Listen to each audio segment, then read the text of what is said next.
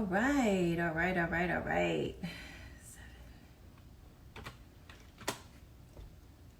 Hello, everybody. Can you hear me? Hi, everybody. Can everybody hear me? I want to make sure this is right. Okay, good, good. Hello, everybody. I'm just waiting on our guest.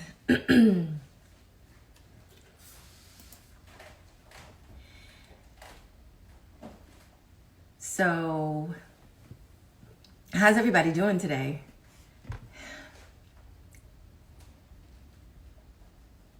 I know it's a bleak time, but I like to try to get in a different mindset, a positive mindset, no matter what's going on. Stay positive, stay positive. Hey, Maynard.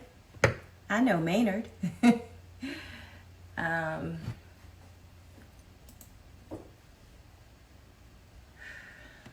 Just waiting on our guest for today, but just so that everybody knows, my name, and if you're just meeting me for the first time, my name is Denise Smith, and I do host a television show on CTV, the county's public access station, called Level Up, and it's all about helping small businesses learn how to start, run, and grow their businesses.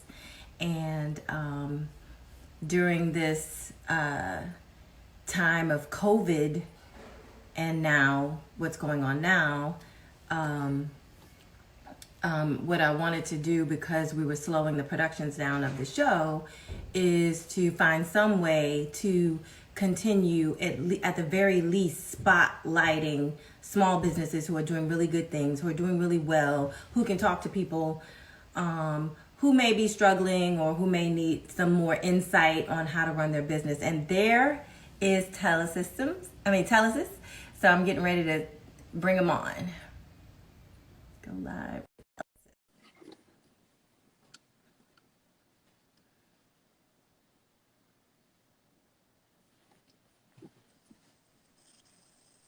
Hey there, Lewis Smith.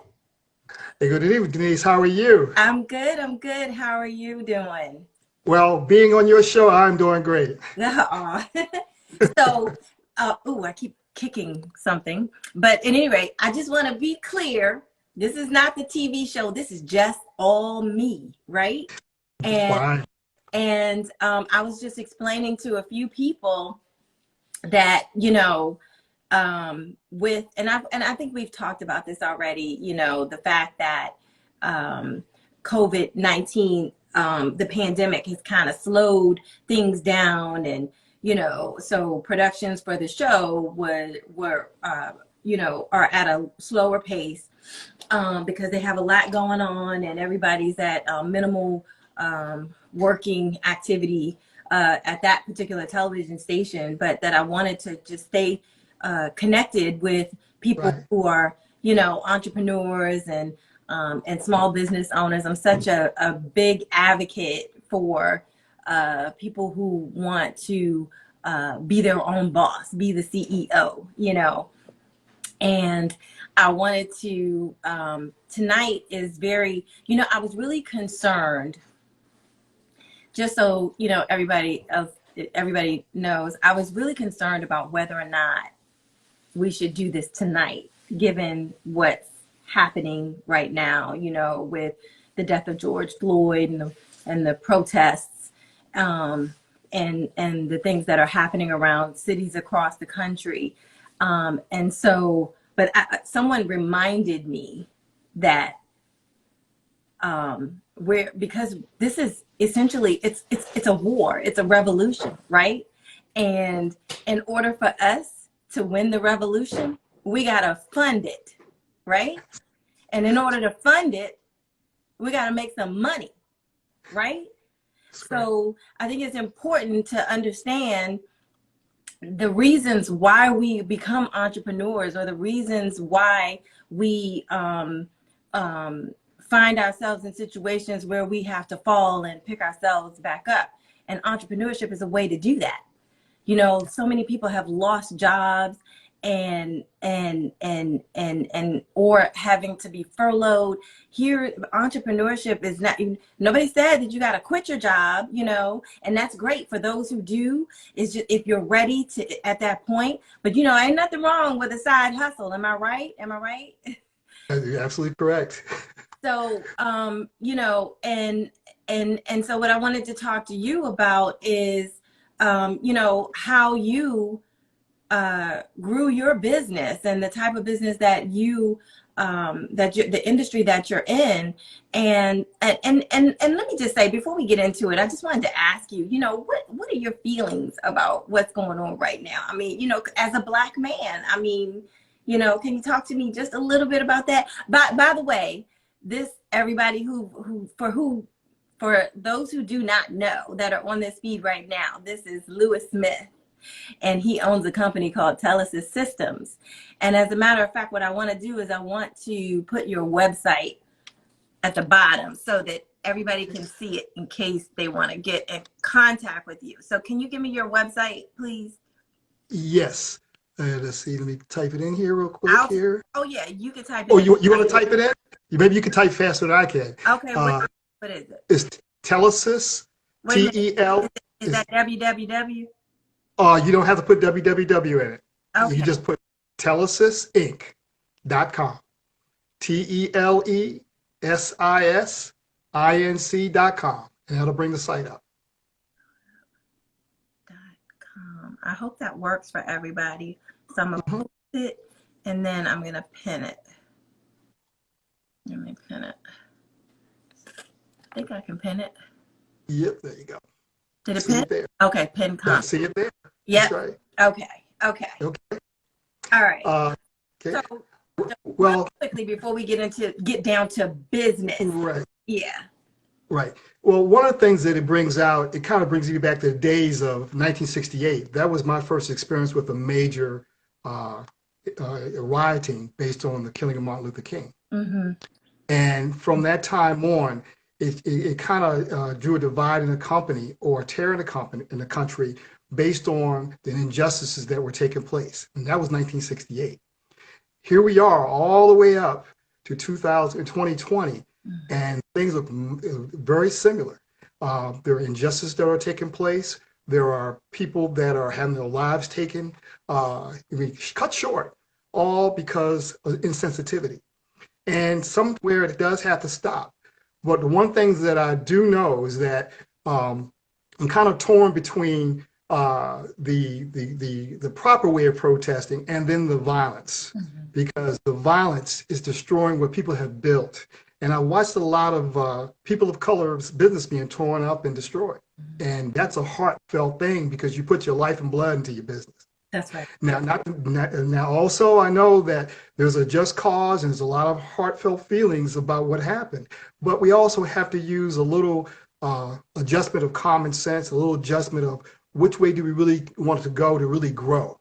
And as you mentioned earlier, jobs, entrepreneurship, funding, getting money, having your own determination is a way of growth. And that comes with Black wealth, right? There you go. That That's black right. wealth, and it's like, they're trying to take that away from us, because entrepreneurs and small business owners make up the largest portion of our economy here in Prince George's County, and a very large portion of that are Black-owned businesses, and it almost makes you feel like,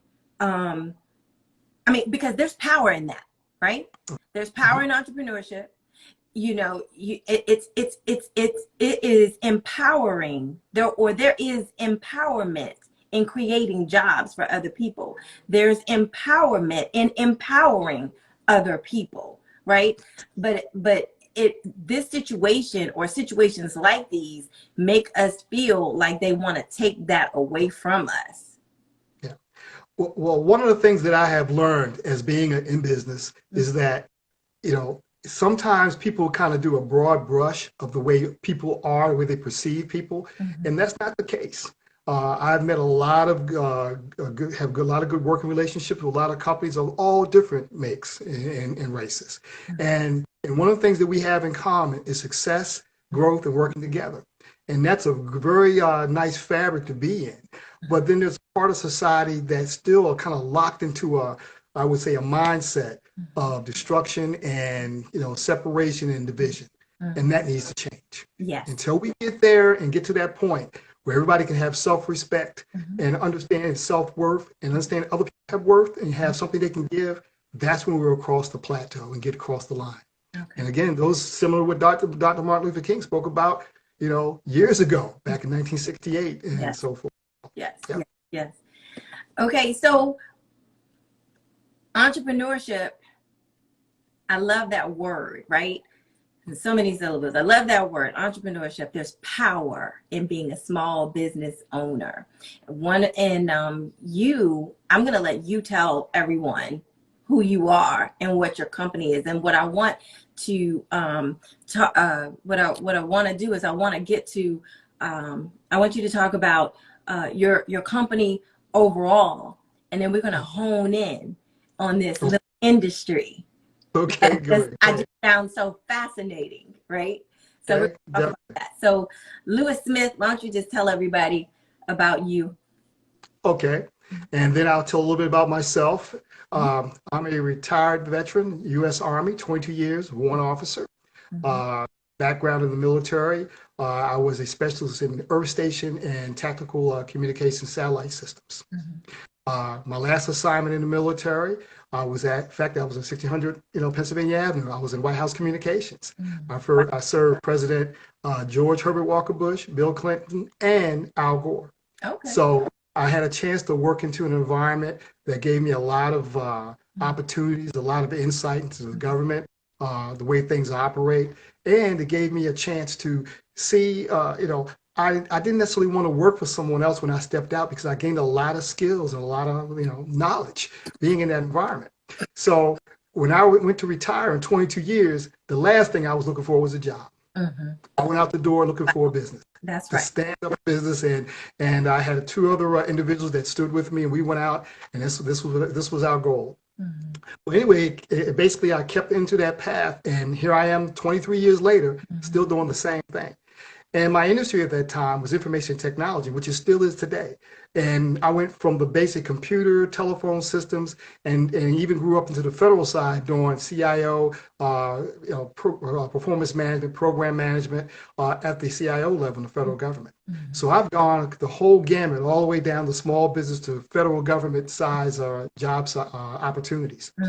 And being in IT, yes. So in your industry, you've changed different things about your business. You've gone into different areas. You haven't always stayed in one area, and I'm sorry to interrupt. I just want to make that point that as business owners, look at the time that we're in. Look at where COVID put us.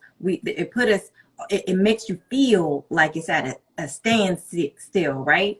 But again, I try to be positive, and instead I like to look at COVID as an opportunity to see what else is there for me to do in my business. What area can I go into? What product have I been thinking about launching all this time but never got around to it? What website platform have I been exploring so that I can relaunch my new website, but I just didn't make the time to get around to do it? What other area have I been exploring to be, so that I can expand my business, so I can not only be sell coffee beans, but I can make the coffee too, and you know what I'm saying? So exactly. I'm sorry, I just wanted to make that point because it just goes to show that when you start out as an entrepreneur, as a business owner, and starting your own business, you don't always end up doing the same thing the entire span of your entrepreneurial life. Right. I kind of have a saying and a look upon life. If you don't change, things will change around you. And that's exactly what happens. So you have to be able to adapt and to a change to survive and to move forward. Just when COVID hit, I'm here to tell you, I have gotten more transitioning people to the cloud and helping them work remotely and stay productive through this time. And guess what they found out? Their productivity even went up. I see. Yeah, because now no one's driving to the offices anymore. Right. All that time on the road, they get up in the early, they're behind their computers, they're working, they're being productive. Whole new mindset, and no one lost a beat. Yeah. Now, the old mindset where you got to go in that office. Now the office is locked. You can't correlate in the office anymore. You got a problem. So your business will suffer. Yeah. Now, of course, there are some industries that can't move into that industry, like food service and things of that nature. But anytime you're doing office work or work that can be done remotely in the days and time through computers and through the internet, through high-speed connectivity, why not take advantage of it? Okay. It will change the way you do business, and it gives you a backup system in case another event like this happens again. Yeah. Oh, absolutely. Absolutely. There are some lessons to be learned, and we can Exactly. talk about that a little bit later. And what I wanted to know is if you have any questions throughout this conversation, just type them in the comment section, or I guess there's a question button down there at the bottom, and we'll answer them for you. Okay. Right. So I'm sorry. So come on, let's Tell us this. Yes. Oh, but can I have one favor? I need to say hello, a shout out to all my students. That's the first thing. I promise I would do that this evening. And my family and friends, and some of my business associates and companies that I work with. Just want to say thank you for tuning in. To continue on, talking on that same note about change, one of the things, being in information technology, has changed over the years. And one of the things I found is that when I first started in the industry, the dollar value of providing services were fairly up there. And as the industry grew and got larger and larger and more saturated, the bottom dollar as far as what you could earn started going down. The competition started getting greater.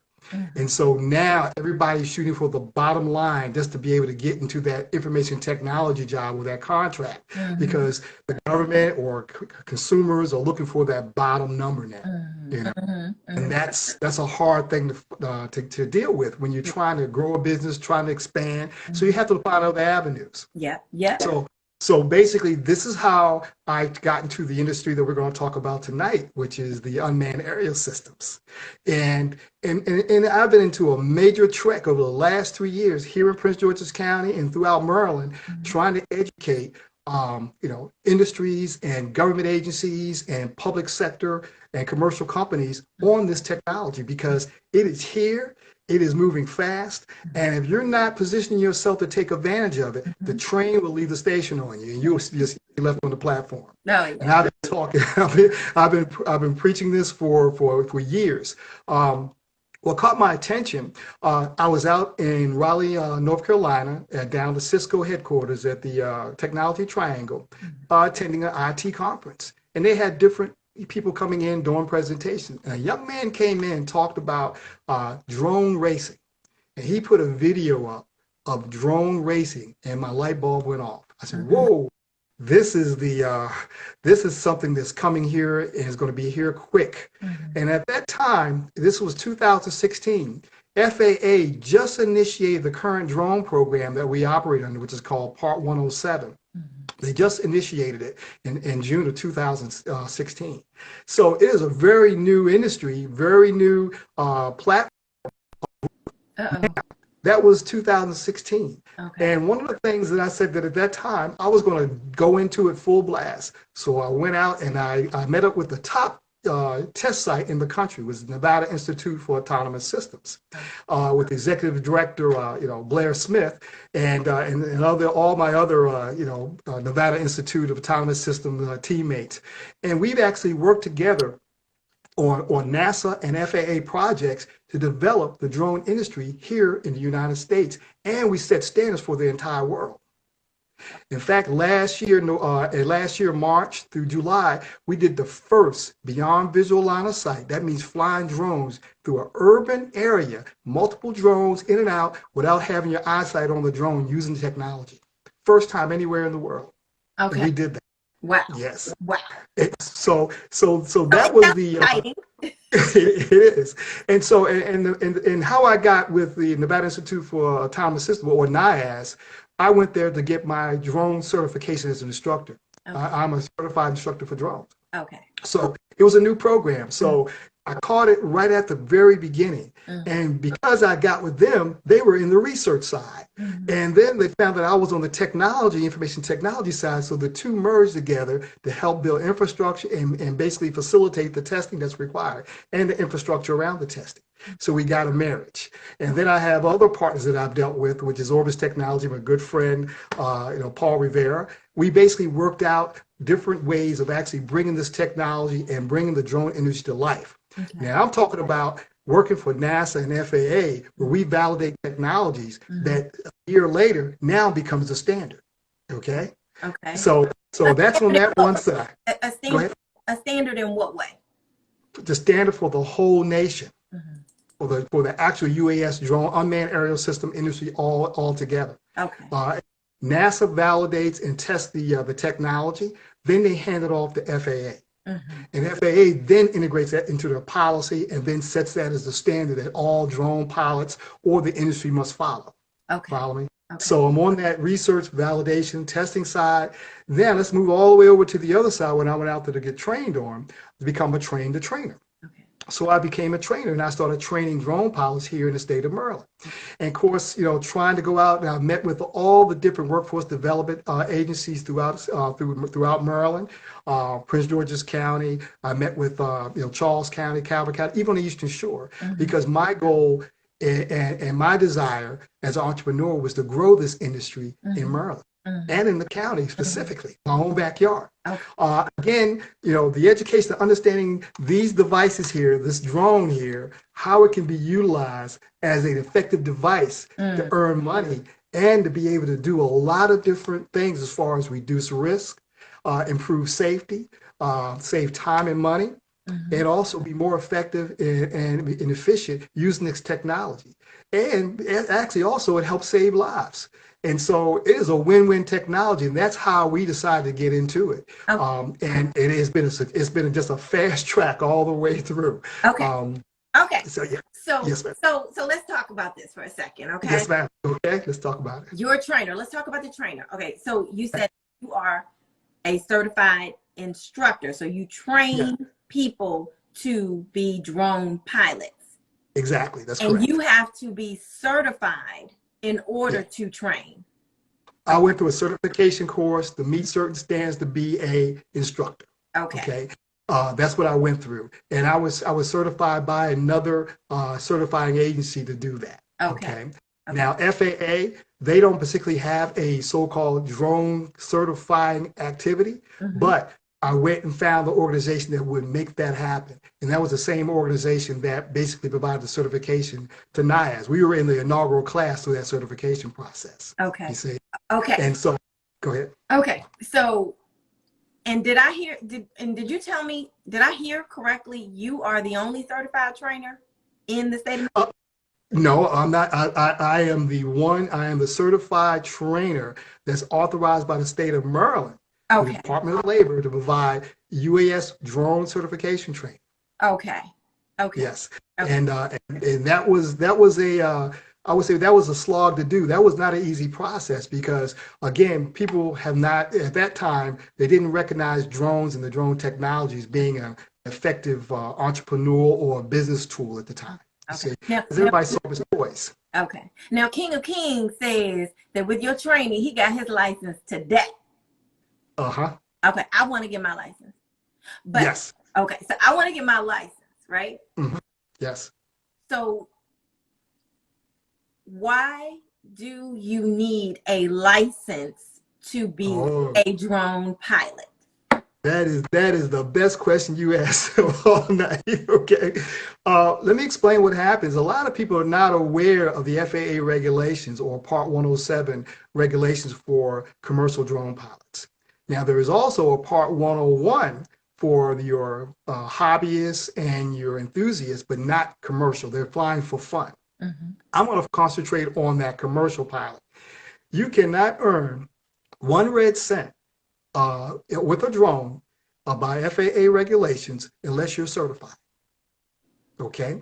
If someone's flying a drone, and they're going to weddings or they're flying through parks or they're trying to make money, if they are not licensed to do that, they're breaking the law. Okay. Okay, Oh. that's number one. Because FAA wants anybody or anyone who's going to be a drone pilot to be certified and knowledgeable of the regulations in order to operate in the national airspace. Mm-hmm. And it is a detailed course. You have Mm-hmm. to understand, just like a pilot, you got to be able to read sectional charts. You got to know airspace classifications. You got to know weather. You got to know all the ramifications, just like a regular pilot would have to know. The only difference is you're not sitting in the cockpit. You're sitting on the ground and you're remotely flying a vehicle up in the airspace. The minute you leave 1 inch off the ground, you're in the national airspace. Mm-hmm. And these drones, they can go very high. But based on the Part 107, we're only allowed to go up 400 feet off the surface. Mm-hmm. You find people doing all kind of crazy things on the internet, trying to go up the highest they can in the clouds, up into the national airspace, and all it takes is an aircraft to hit it, get sucked in the engine, and you can have a disaster. Yeah, You see. absolutely. So, and the other thing that you asked about why it's important to know, there are a lot of people that they're just not aware. They think they go down to Best Buy or someone or go online and order a drone, DJI, and think, oh, I got my drone, go fly it. Yeah. Well, there are certain rules that you cannot fly a drone at night. You cannot fly it over people. Okay. Oh. You cannot fly it in the national parks or public parks. Mm-hmm. Okay. You cannot fly it, or you're not supposed to fly it over someone's personal property unless you get permissions. Okay. Okay. What about Yes. these toys? Like my daughter has one. Okay. Right? My Yeah. next door neighbor kids, they have one, and it's one Right. in the tree or somewhere. You know. Exactly. Well, there is. What about those? Okay, there is a classification on when you must have a drone registered. If it's greater than 0.55 pounds, just a little over half a pound or less, if it's a half a pound or less, it doesn't have to be registered. Those are considered lightweight toys, and they're not considered real harmful. Once it gets above, license, you don't have to have. You don't. daughter doesn't need to Right, take exactly. training. Right. Right. But still, you still have to be cognizant of even those toy drones of where they fly, because they can fly just as high and get out of hand or go rogue and be up into the national airspace where it causes danger to aircraft. Okay. You got to be careful when you fly near airport. Okay. In Prince George's County, we have Andrews Air Force Base. We got lots of helipads that are taken off. So you have to be aware of the airspace. Okay. And what FAA is now requiring, that those people who want to fly for fun, they need to get educated to know how to fly and where to fly. Okay. So Okay. go ahead. Okay. So I want to get to the money making part, right? Okay. Because All right. Here's why we're having this conversation, everybody. Again, we're in COVID-19. We're in a challenging time. COVID-19 is not going to be the last challenge as an entrepreneur that you are going to face, right? So I believe in spreading the knowledge and sharing information, especially, on anything, but especially with fellow business owners about ways to make money. And the reason why I really wanted to have this conversation tonight with Lewis is because, I'm a photographer, and I saw there's another photographer on here.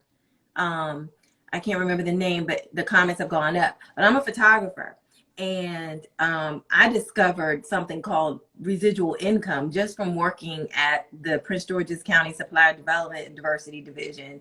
I decided to just explore what certification really would mean for my business, even though, I was working on executing trainings and workshops and stuff, helping small business owners get, started and all that stuff, and helping them to learn how to do business with the county. I went ahead and got my certification with the state of Maryland as an MBE. And then all of a sudden I get these phone calls from a construction company asking me for a quote for progress photos, right?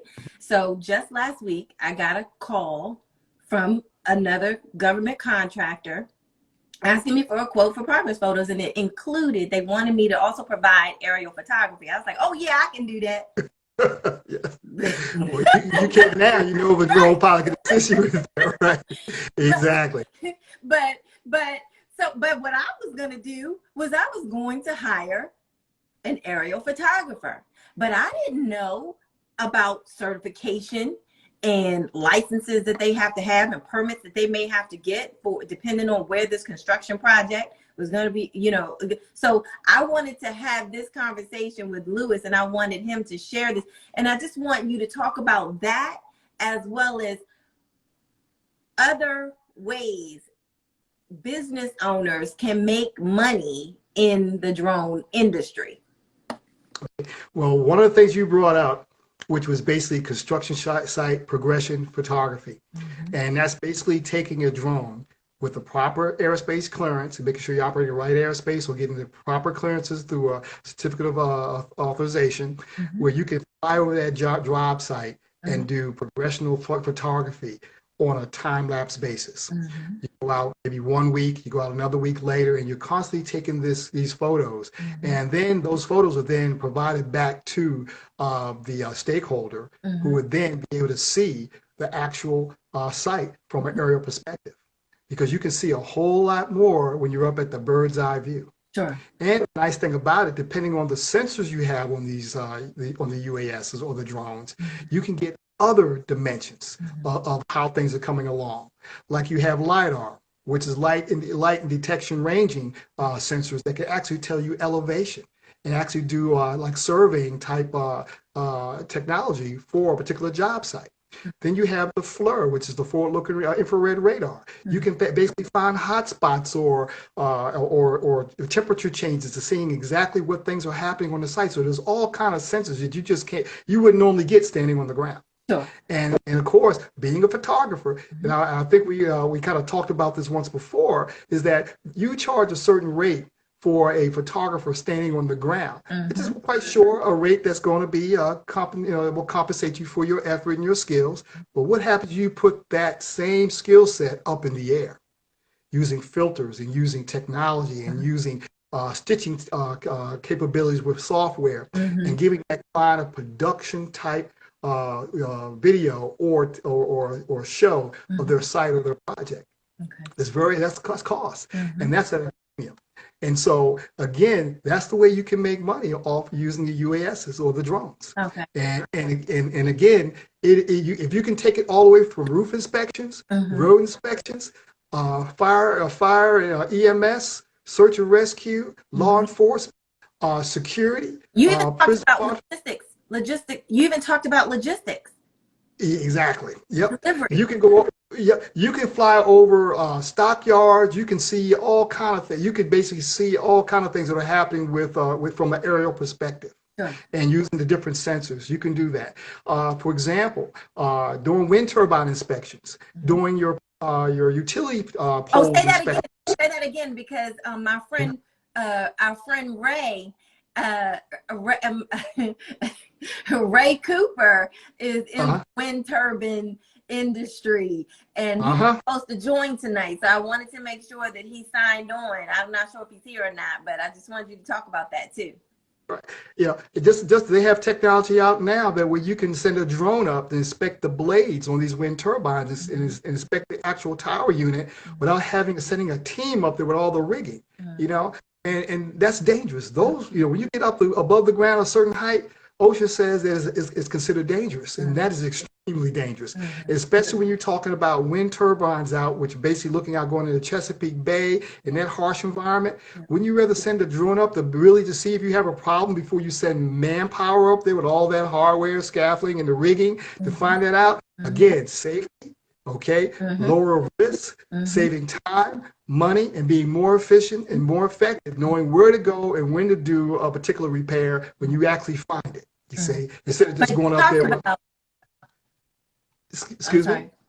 I'm sorry. I couldn't hear that last part. It was a little. I was saying that it would be more. It's more efficient sending someone up. Well, sending a drone up instead of an actual human being up with all the rigging to basically go up and do an inspection to identify a defect, where the drone with the technology can do that a lot faster, a lot easier, and with super high definition photography, you got a record, you see, and you can know where to go back and pinpoint your maintenance, pinpoint your costs, and again, pinpoint your supplies and logistics of what you need and when you need it, you see.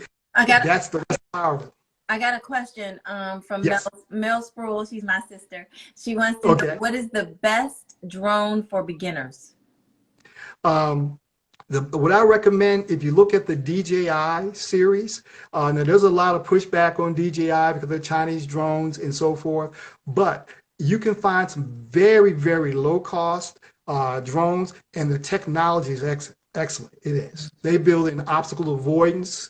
They build return home technology. They have satellite assist flight modes built into them. So again, we talk about that because what we recommend when we do our training is that we teach you how to fly with all those gadgets. We want you to know how to fly that aircraft in the raw, okay? Because if you ever happen to lose the satellite and you're flying in the raw and you have never flown in the raw with all that assistance and the GPS and the navigation assistance. Explain what that means for some people who may not. That means you're not having any assistance from the satellite to help, or the GPS assistance from the satellite to help you stabilize that aircraft and keep it on track. Okay. Once it goes away and you lose it, it's flying, and you have to really manually fly that aircraft. And we have to make sure you know how to do that. It's one of the things that we validate in our course. Okay. I'm going to get to your question in a second, Miss Dean, but I wanted to just go back because the purpose of this conversation is, and if everybody, could you just type a thumbs up if you're an entrepreneur or business owner? Please let me know how many business owners I have on with me right now, because we got quite a few people on. But I want to know, what are other ways businesses can make money in the drone industry? Because we talked about several when we talked the other day. Like I mentioned earlier. And I'm sorry, for anybody who just signed on, we just talked about, I just explained one way. I talked about one way in photography, aerial photography, progress photos and that kind of thing. And he went into that in a little more detail. But what are some other ways that businesses can make money? Because we talked about logistics. I mean, I just didn't even think about Amazon. That's right. Actually, now let me tell you, that's here. It is active right now, where you actually have certain companies already. Wing and UPS just been granted the Part 135, which is called a package delivery certification, where now they can start delivering actual packages through with the use of a drone, and that's beyond visual line of sight. So even if people, I don't know if anybody started. Don't let me forget this one, because Ms. Dean asked, how long does it take to get certified? Okay, because we're gonna talk about your course in a second. Okay. All right. But I just wanted to. Oh, okay. I see all the. Okay, good. We got lots of business owners here. A few. All right. Good. Yay. And I'm glad business owners are on here, because I'm also looking for the business development side. Okay. Helping businesses integrate drones into their current infrastructure. See. It is a wide open field, and the thing, if you were out in Nevada or other states, you would see a whole different landscape as far as the use of UASs or unmanned aerial systems. Wow. A whole different landscape. Yeah. So, yeah. So again, getting back to other uses and how you could basically use the drone. What I see right now in a lot of cases with the delivery and what they're trying to make sure it happens is going from the humanitarian side. There is a company called Zipline who basically turned pretty much the whole country of Rwanda and basically improved their emergency delivery of blood supplies, emergency medications across that country. Because of rough terrain where it would take hours to drive, they get the supplies there in minutes, saving lives. Life-saving technology with the use of drones. Last year, the University of Maryland did their first, was April last year, the first organ transplant. They flew a live organ across the city to the University of Maryland and implanted into a needed patient and saved his life. Wow. With a drone. Wow. And that made them. So basically, as an entrepreneur, I could start my own drone delivery company. Exactly. You can start your own drone company, and you can basically get that going and start getting into it. Now, you talk about the certification. Someone asked, what does it take to get certified? Okay. We have been successful in taking someone who doesn't know anything about a drone and getting them to be able to fly and get their basic flight skills down and pass that FAA exam in 3 business days. 3 business days. 3 business days. 3 business days. I said 1, 2, 3 business days. Okay, we've been successful in getting, say, there's drone pilots out there who are flying and been kind of flying illegally, more or less, and they're excellent pilots, but they just haven't been certified by FAA, and they want to get certification. We can get them with 1 day of training to get them to pass the FAA exam. In fact, I got a text. Well, I want to say, Mr. Green, congratulations for passing your test. One of my students passed the exam today, so he sent me a text today. Congratulations, Yeah, congratulations. congratulations. Yeah, Shula Green, yeah, he Was that passed it King of today. Kings? Yeah, yeah. Oh, okay. But yeah, Congratulations, King of Kings. yes. So again, we have a very effective program where we train pilots and we're able to get pilots trained and get them past, whether you already know how to fly and you need to get your FAA certification, or if you walk in the door and you don't know anything, we can take you from the cradle all the way to the end. Okay. Now, when you have that base, then we also give you information on other areas of technologies you can go into. If you want to go into the LiDAR side or FLIR or use some of the other sophisticated technologies and use that as a stepping stone to keep moving in and get your niche, there you go. You can do that. And that's one of the things that I look forward of trying to help business develop that niche.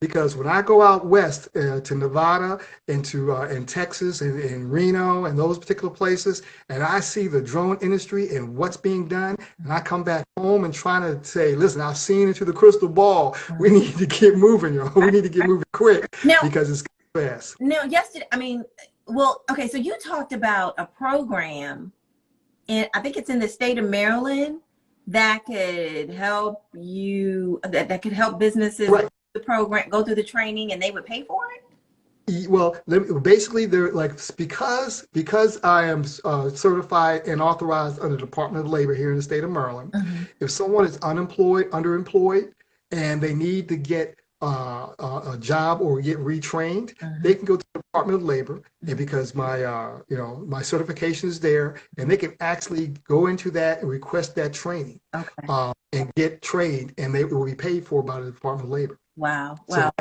that's for individual. Now, so business, go ahead, for a business now, that has to be their own business investment, you see. But for an individual who's looking for it, and also I have connections with veterans. If you're a disabled veteran or a veteran that is maybe homeless or whatever, I have organizations that will actually pay for your training also. That's awesome. So I have been working with trying to get this industry going. And here's the key component.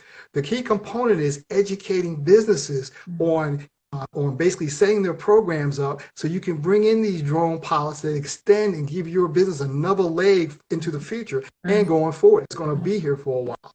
It's not going anywhere. It is coming fast. Okay. So, okay, I'm sorry. Go ahead. I'm sorry. No, I'm good. Go ahead. Okay. So can you just, talk about your training some more? I mean, walk us through what it's like. Day 1, day 2, day 3. Okay. Let's talk about the FAA exam prep training. Okay. What we do, we basically bring a student in, and they may not know anything about drones or whatever, because even though you may go in and we teach you how to fly and we talk about the drone industry in general, you still have to pass that FAA exam. Okay. And let's talk about the COVID-19. We were doing all our classes in our training facility. Now, because COVID set in, guess what? We switched to online. And we've had very successful online training courses for the FAA exam. We haven't gone back to the physical hands-on because we don't want to get in close proximity. But those people who want to take that FAA exam, which is the thing you really need, and get that out of the way, and then come back later and do the hands-on, or take it upon yourself to do your hands-on flight training, you can do that. That FAA exam, that FAA UAS license is the key component you need to be able to earn.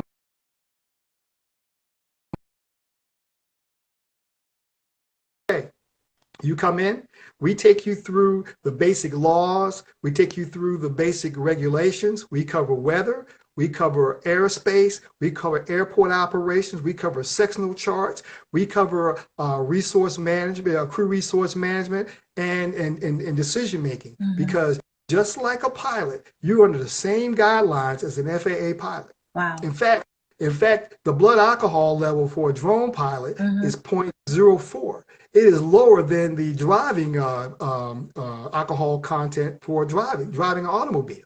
Point That's zero. how serious they Wait a are. minute. I thought the one for driving an automobile is, what is it? Point zero. I think I Point think it's point 0.8, point 0.08, I believe it is. point zero eight. Okay. Yeah. Right. And Right. for a drone pilot, it's Right. 0.04. So it's even lower, you see? So that means that, when you go out and you're going to fly an aircraft, you have to have 8 hours between the bottle and the throttle before you get behind That means that don't aircraft. drone drunk. No, that's right. And you have to be careful of your mental state, because you got to remember you're putting an aircraft up into the national airspace. At any given time, just for example, one of the state police emergency airlift helicopters come whizzing through, because you never know when they're coming through, because an accident can happen anywhere. You have to be aware and be able to respond, and you have to know how to react in those situations. Wow. And those are the emergency procedures that we talk about. So all these things was taught in the class, and it gets you ready to go in to take that comprehensive exam. It's 60 questions you have to pass. You get 2 hours to pass it, and you have to make 70% on that exam. 70%. 70% equals to how many 70%. questions? Because I'm not good at math. 60 questions is 70%. So that means you got to get 48 of those questions right. You got to get 48 of them right. If you don't get 48 of them right, they will let you come back in 14 days and redo it again. Yeah. Now the exam per the student costs $160 to take the exam, and you have to take it at an FAA certified testing center. Okay. We don't give the test. Now, we will give you practice tests. We will give you the knowledge, and we will help you study and help you get through that. But it is up to you to pay the $160 to go in and take that exam. Okay. And that's what you have to do. But that's your final hurdle. Or right now, it could be your first hurdle if you want to get that out the way, in order to get into the drone industry, because you got to have take the that. test without so you can take the test without the training of flying. Right. The FAA they're not worried about how well you fly your drone. They want to make sure you understand the rules and regulations about when you fly, how you fly, and where you fly. Okay. That is key. And that's the education we try to give the general public and those folks that want to get into the industry, because it's so important. Because those folks that break those rules give us a bad name. And it helps. What it does, it slows down the industry, and it puts a bad name into the policymakers. My goal is also to educate the state policymakers, and from the governor's level, all the way from the governor's office, all the way down to the local city council or whatever. This is how you use drones, and you got to say, no drones. We're not going to let drones in here. That's the wrong answer, because you're going to be letting a major economic opportunity whiz you by, where everybody else is growing their industry, growing the pilots. And then when you finally open your doors, guess what? You're getting drone pilots in from other places, filling in the spots where you could have people in your region, in your county, with those jobs and those opportunities. We don't want to pass that up. And that's kind of what's been happening too, because it's so much drone technology and things been happening out west. Anytime there's a major effort in the state, and you've seen drone technology, you've seen it on the natural disasters, you've seen it on the news. When they bring some pilots in sometimes for a particular job, they're coming outside the state. What does that do for us as far as a tax base and putting jobs here in Maryland and in our county? It's not. Here's another question. If you fail the exam and fail it the first time, is there a time limit before you can take the exam again? Yeah, 14 days. 14 days you can take it again. Not long. Right.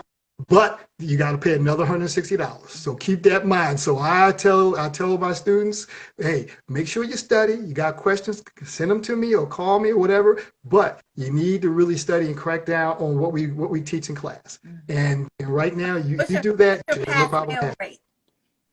The pass-fail rate, our pass-fail rate is really good. We're probably running somewhere around like the 89-90% pass rate. Oh, that's awesome. Okay. Yeah. Exactly. Proof is in the pudding. It surely is. Yeah. So we got an excellent program. Yeah. Excellent program. Well, I hope this has been good information for people. What I wanted to go into is, do you have any advice for someone who is maybe a budding entrepreneur that's, been thinking about taking that leap, making that jump, and going off the cliff and starting their own business, or even somebody who's already done it and is trying to grow?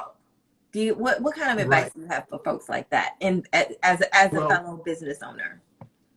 Right. Now, one of the things that I have done here in Maryland, I have a coalition, a lot of different drone pilots that I've gone in, and we've gone after opportunities. So I have a relationship with some drone pilots and drone companies here in Maryland and in Virginia. And because I'm also certified to teach drone training down in Virginia. Okay, and in Nevada. So what happens there? You build a coalition and you start getting together and talking to companies that are in the industry, and you start working so you can be aware of what's going on and what path you need to take and what's the latest thing and where is the industry at today and where you need to plan for the next 6 months, the next year, so you're prepared for it. Because just like last month in April, remember I was telling you about back last year in from March all the way to July, we were testing these different technologies. Guess what? FAA just approved 8 companies, and 6 of those companies were with us out in Nevada. Wow. On the technologies that were being used. Now that's a part of the technology for remote identification. That's the plan to be integrated on drones within the national airspace. Wow. See how that's happened? It happens, so it's happening very fast. Yes. You know, and not to get discouraged, because believe me, the time of the Jetsons is here. If you don't remember 50 years ago when drones were flying around the Jetsons, it is here. It is here. And the next step is human transport testing of drones. Okay, where we actually going to use drones to actually transport actual human beings. You know, Oh yeah, we talk about it. Like, I'm not interested. That's right. I can't be It's coming. in an It's coming. plane. It's coming because they're going to have the technology built into it for safe transport. And as you know, the air industry is one of the most safest industry out there. And like I said, that's not going to be relieved. FAA is not going to lift up the handle on safety. They demand it, they require it, and you must abide by it. Or not, you're out of here. Okay? You're out of here. Yeah, yeah. I mean, transporting humans. So I'm aboard a plane, and there's no physical pilot. And I said this the other night. What happens if there's some technical difficulties? If the plane goes down, I want somebody going down with me. Well, that's the thing that, like I said, that's the technology be integrated into the aircraft. Okay. Like, for example, when we did the testing out in Reno, there were parachutes built into those aircraft. So if something was a mishap, it would immediately launch that parachute, and the aircraft would float down to the ground safely. Very similar technology. We have a good question here. What's the minimum age for a drone pilot? We talked about that. 14. They just changed it this January, 14 years of age. Wow. So a 14-year-old enter into the drone industry, get an FAA license, and start money. I hope that my sister is still on here, because my nephew, he can start making some money like right now, right? Right, exactly. And you see, this is where the education comes in. Not only do we want to get the drone industry just into the business side, it needs to be integrated into the learning side, into the school system. It's part of the curriculum. You follow me? All the way from the STEM programs and bringing it all into the institutes of higher learning. It needs to be a part of it because it is here, and we cannot afford to be left behind and miss the opportunity. You know, like people want. Sometimes, you know, we get complacent. We want instantaneous right now. Yeah. Well, now sometimes it's not always going to happen. Right. But if you're preparing for the next right now, when in weeks and months out, then you're in a better position. Learn the industry, get familiar with it, find out a niche you could probably enter into, get trained. By all means, get that FAA license so there's nothing hindering you. When that niche pops, you can go and earn money. That's key. That's key. That's key. You know what? Davy J just joined, and it's too bad because I know we've been on and this and hi Davy J, and Instagram is gonna cut me off in about 7 minutes. Okay. But I really wanted him. I really wanted him to hear this stuff that you were talking about. You're gonna have to, Dave. You're gonna have to go over to the IG, because this was a serious. There's some seriously good information in here, because it sounds to me like the drone industry is good for, one, creating your own business, and two, creating jobs for people. Exactly. That's the main thing, because at the time that we're in now, it sounds like it's not that difficult to get into. Right. And I mean, this is a real live certified drone training instructor in this room with me right now, and I'm honored to have you here, and I'm glad that you. I'm glad that you were able to make it on tonight and have this conversation with me and to give all of those, give some of those tips for people. Oh, here's another one. TSI 10704 asks, do you have any intern programs for youth?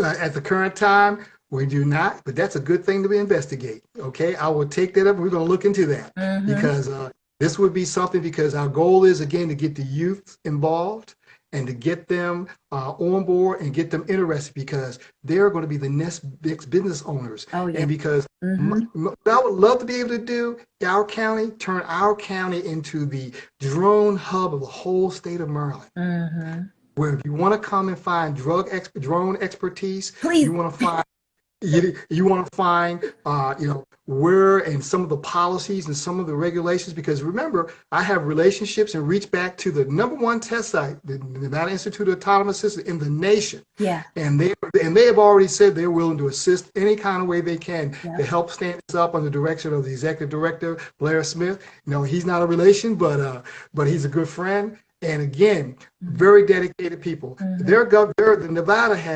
governor's office in Nevada has taken and actually stood that organization up to be the economic growth engine for the state of Nevada. They turned the whole state into a test site. Now, War Painted Faces, hey girl, she does my makeup from time to time. She says that Elizabeth City State University has an excellent training program. I'd love to see companies like this partner with Maryland HBCUs. You weren't in earlier when he was talking about. Wait a minute, you're not partnering with. Are you partnering with universities? No, in fact, I've gone out to reach different institutes of higher learning. Again, just to get them kind of focused in on it, because again, if you don't see it and you're not really feeling it, sometimes you don't see it in action, sometimes you don't grasp it. But again, I'm staying on course, just like right now, like we're doing tonight, trying to educate anyone that can reach out, HBCUs, the community colleges, to say, listen, we need to do this, because we cannot afford this. Be a good connect for you too, because he's connected with several, I believe it's 7 or 8 HBCUs now with his platform. God, I'm sorry, I can't think of the name of it. If you're still on, you can type it in. The Lunch Table. The Lunch Table is a media platform. He's connected with a lot of young people in college, and I think that would be a good connect right there to a mechanism, a marketing mechanism to get that information out there to young college students. Anybody has an organization and do a short presentation for informational purposes, I'll be glad to do that, because the more you're aware and the education and the understanding you have of this industry, the better you'll be able to embrace it and to be able to help, be an advocate for it and help push it forward. Because businesses have to grasp it in order to get jobs in the businesses. Entrepreneurs have to grasp it to start and expand business and the growth in the state of Maryland and in the county. We can do this. We can do it. And War Painted Faces says, please send me the information. I'm doing higher ed policy and would love to loop this info with folks. So I'll connect you guys. Definitely. Yeah. And so I've got about it says here, I've only got 1 minute and 26 seconds remaining. So here's what some of my advice is going to be for everybody. One, Lewis, I want to thank you so much. Thank you. Talking to you soon, because I'm probably going to take that course at some point, right? But I just wanted to show everybody that there's more than one way to skin a cat. There's more than one way to make some money, right? Don't let COVID-19 knock you down. Don't let it keep you down, okay? And more importantly, don't come out on the other side of COVID-19 the same way you went in. Let this be the catalyst. Let this be your motivation to go. If you have to go back and look at your why you wanted to be an entrepreneur in the first place, go back and do it. Because here's the thing, right? Let's also not forget that to be an entrepreneur, one of the reasons that you need to be an entrepreneur is so that you can create jobs for other people, right? So you can create opportunities for other people. Don't keep it for yourself, okay? God don't like all of that, right? With blessings, you sow a seed, and then your blessings are going to come to you. I want to thank you, Mr. Lewis Smith, and everybody for tuning in. Thank you so much. I am so grateful that you all decided to join in, because we are in some tough times, but I want